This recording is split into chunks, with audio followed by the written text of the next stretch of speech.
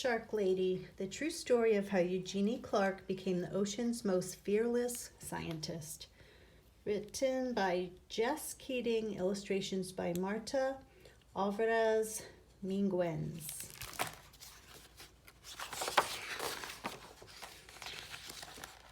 It was Saturday, and Eugenie wanted to stay at the aquarium forever.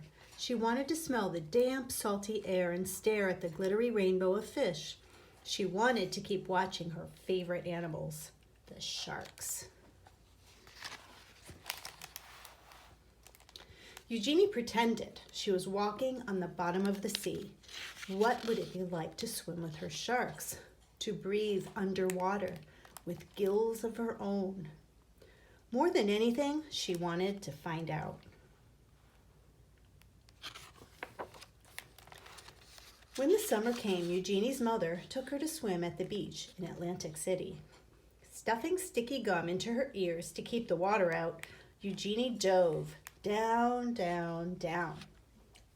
The salt stung her eyes, but she didn't want to miss a single fish. Constellations of sea stars speckled the pebbled sand. She imagined a silvery fin standing strong on her back, slicing through the ocean current. To others, sharks were ugly and scary, but Eugenie knew they were beautiful. As she glided through the cool water, she wished everyone could see sharks through her eyes. But the sharks were only in her mind for now. Eugenie decided to learn everything she could about them.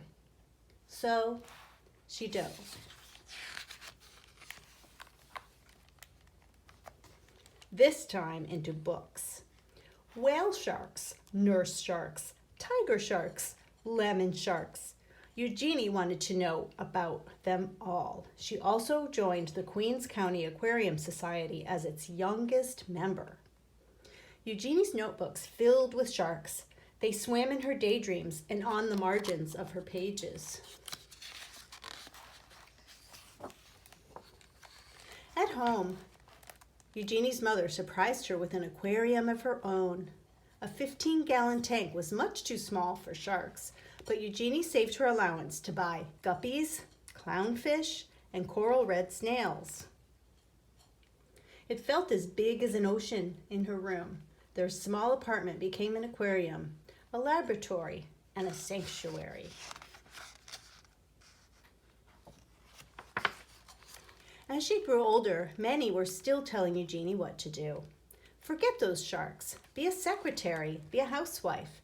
Eugenie wanted to study zoology, but some of her professors thought women weren't smart enough to be scientists or brave enough to explore the oceans. And they said sharks were mindless monsters. Eugenie knew better. Her dream was as big as a whale shark. So again, Eugenie dove.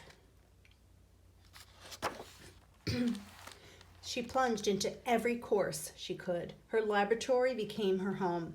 From sunrise to sunset, she studied how fish grow, how they behave, and how they were put together, both inside and out. Despite all of the people who didn't believe in her, Eugenie was becoming one of the smartest students in her field. Even after she earned her degree, many still doubted her. But Eugenie's work was just beginning. Eager to make discoveries of her own, Eugenie finally dove into the open ocean. In the Red Sea, Eugenie collected hundreds of fish, including 3 new species that had not been discovered before. The Red Sea sand diver, the barred xenia pipefish, and the volcano tripplefin. On a research mission exploring the Palau Islands, Eugenie was diving alone when she encountered her first ever wild shark. She wasn't afraid. Instead, she thought it was beautiful.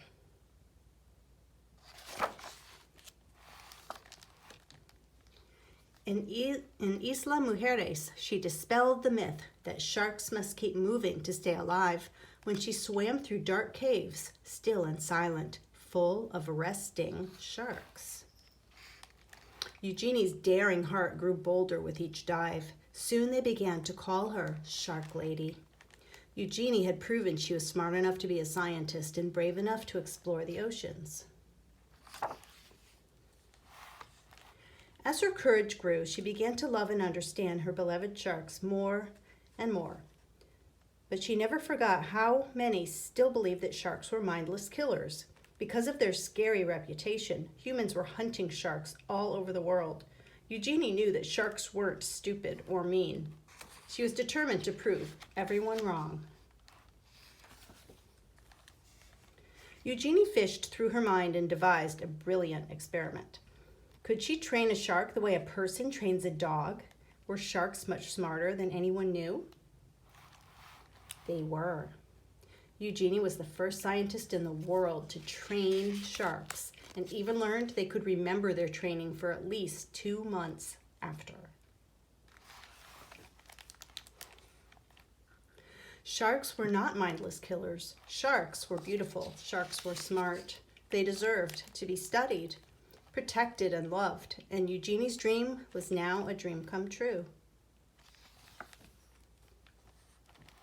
And more information about sharks.